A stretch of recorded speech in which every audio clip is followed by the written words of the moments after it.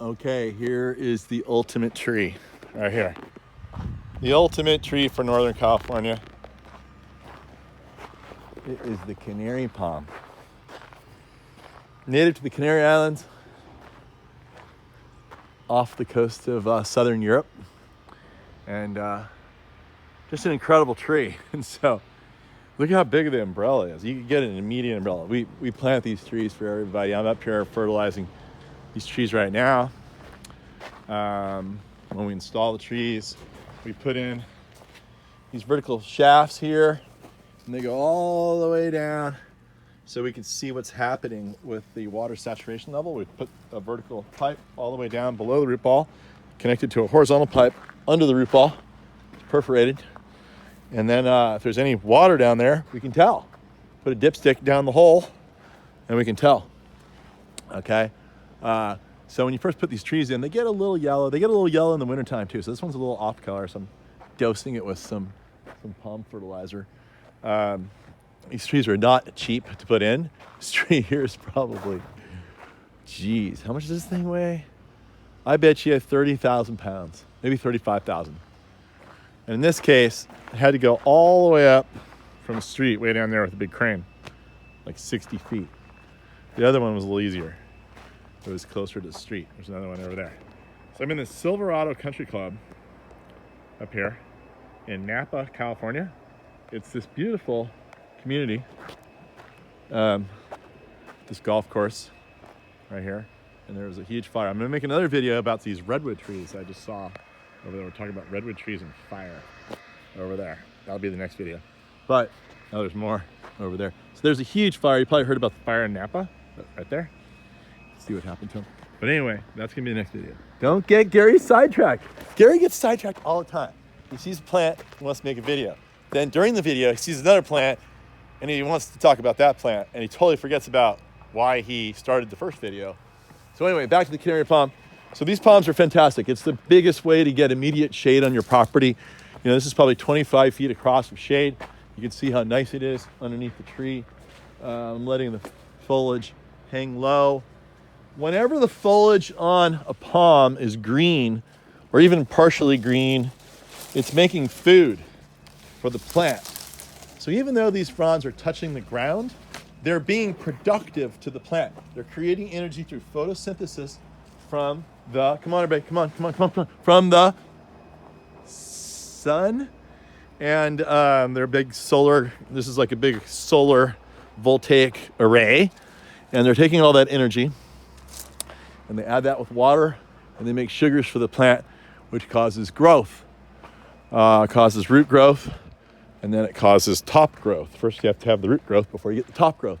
So this plant's been in the ground for about a year. You can see what's happening. The top part of the tree is making a really nice, dense, yet smaller and more compact head. Well, that's what happens. All that foliage was grown here. All the other foliage the tree came with, and it's longer. The tree will go through a process. It'll take about 2 or 3 years to get the full length of foliage back.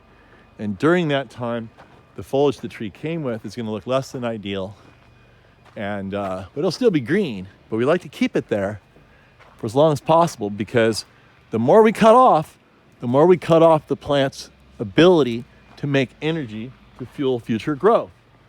So, like I said, about 2 years, they'll have so much foliage on top that's perfect and wasn't transported down the road, wasn't wind whipped on the truck, wasn't stressed from transplant.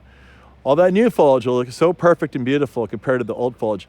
We'll finally cut all that off, maybe reshape the pineapple a little bit, and then you'll have a perfect tree. It takes about a 2-year process. And you can see here, we'll talk a little bit about the bark. There's an inner core of this tree. It's right about in here. Now, there's leaf bases that adhere to this. We can cut these back. You always want to leave a little extra on. The core is actually inside here a little bit further. We still have some of this material here. This will naturally exfoliate over time. You don't want to take your chainsaw too far in, because if you get into the hard core material, then you leave a permanent scar. It's really bad. So don't worry if there's little holes like this. Don't try to cut the whole tree back. Always leave a little bit. And then at the top, you always want to leave the pineapple on the youngest ones because they're not ready to come off yet. You could probably raise the pineapple up on this a little bit when it gets trimmed next time. But if you want an immediate effect, this is how you do it. You can see how happy the roots are. Look at all the roots down here. They're starting to grow. You have an immediate effect. The most magnificent plant I think you could plant in Northern California is this tree. Now, there is a disease that attacks this plant called Fusarium wilt. And it mainly gets injected into the plant. It's a fungus. It gets injected in the plant. Generally, it behaves like AIDS. It's got to get into the vascular system of the plant, the water movement system. We have blood circulation system. Plants have water circulation systems. So when this pathogen gets into the water circulation system, just like AIDS getting into a bloodstream, it translocates through the whole entire system. Look what I see. This is the danger of living on a golf course. Oh, that's bizarre. There's another one down there. Guy hit it so hard he slashed it in half. But I told you I get sidetracked. But anyway, all it takes is a half of a golf ball. Anyway, so the disease mainly gets moved with dirty chainsaws from tree to tree. It's possible, theoretically, a gopher could do it by eating one infected tree, moving it to the next, or a bird. So if you have a bunch of infected trees in your neighborhood, probably shouldn't plant a canary. But the disease mainly is confined to Southern California. It's not in Northern California much yet. So the trick is, when we move these trees for people, you have to find a tree that is, we only take trees from Northern California. Southern California is so infected, we won't touch trees from down there. In fact, there should be a ban on shipping trees from Southern California up here. And we really wouldn't have the disease at all up here if that were the case. But people get cheap. They hire the Southern California guys, and they send up trees, and they all die. And then they call me up like a year or two later after their warranty is over with, because that's how long it takes to die. Same people who called me to bid the job originally, it's like, oh, there's guys in Southern California do it cheaper. Wait, now you have dead trees. So it's so ironic. And then they have me come out, oh, we'll fix it, Gary. I said, well, you can't. It's fatal. It's like AIDS. And then I guess AIDS is not that fatal anymore, but it used to be. And then the worst part is you can't even plant a new tree in the same hole because the hole gets infected with the fungus. And so you have to plant a different kind of palm entirely. And a lot of times, by that point, they build all kinds of hardscape around the plant.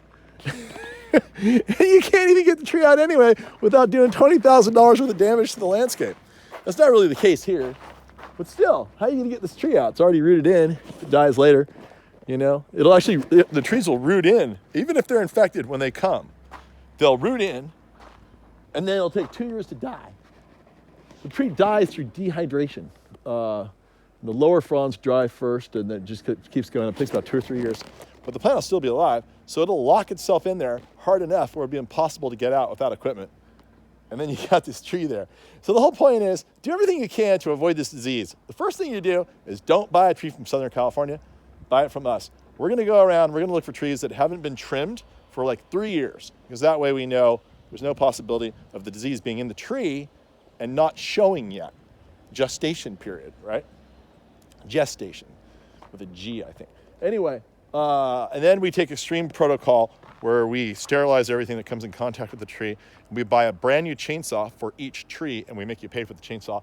Then we give you the chainsaw when we're done, and only that chainsaw can trim that tree going forward. So that's the whole idea. That's the scoop. That's the skinny on the Canary Palm. So now you know. And when you contemplate getting a big, beautiful Canary Palm, and you're anywhere between like San Luis Obispo and let's say Eureka, give me a call.